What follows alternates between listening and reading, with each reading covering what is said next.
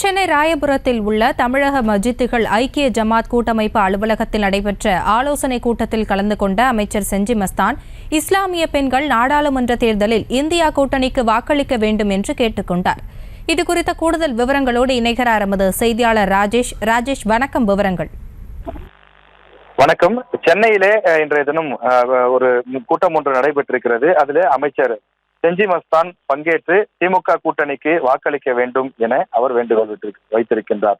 சென்னையில் இருக்கக்கூடிய 650 பள்ளி வாசல்களுடைய தலைமை நிர்வாகிகள் கூட்டம் சென்னை ராயபுரத்தில் இருக்கக்கூடிய தமிழக மஸ்ஜிதுகள் ஐக்கிய ஜமாத் கூட்டமைப்பு சார்பில் நடைபெற்றிருக்கிறது.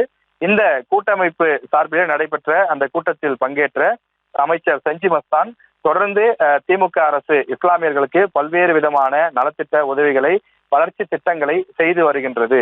எனவே வரக்கூடிய இந்த நாடாளுமன்ற தேர்தலில் திமுக கூட்டணிக்கு வாக்களிக்க வேண்டும் என அவர் கோரிக்கை வைத்திருக்கிறார்.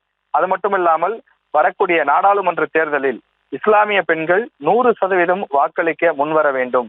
பல இடங்களில் இஸ்லாமியர்கள் குறிப்பாக பெண்கள் வாக்களிக்க வராத ஒரு சூழ்நிலை இருப்பதாகவும், எனவே அது போன்ற நிலைகள் இருக்கக்கூடாது. தமிழகம் முழுக்க வாக்களிக்கக்கூடிய அந்த விஷயங்களை நாம் செய்ய வேண்டும். அது நம்மளுடைய ஜனநாயக கடமை என்பதையும் அவர் வலியுறுத்தி கேட்டுக் கொண்டிருக்கிறார்.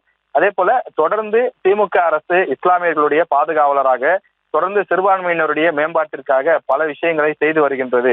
இதைத்தான் கடந்த 17ஆம் தேதி தமிழக முதலமைச்சர் நடத்திய கூட்டத்திலும் கூட சுட்டிக்காட்டி பேசியிருந்தார். எனவே இதனை நீங்கள் மற்ற இஸ்லாமியர்களிடம் கொண்டு சென்று சேர்க்க வேண்டும். இந்தியா கூட்டணி வெற்றி பெறக்கூடிய வகையிலே நீங்கள் வாக்களிக்க வேண்டும் எனவும் கேட்டுக் கொண்டிருக்கிறார்.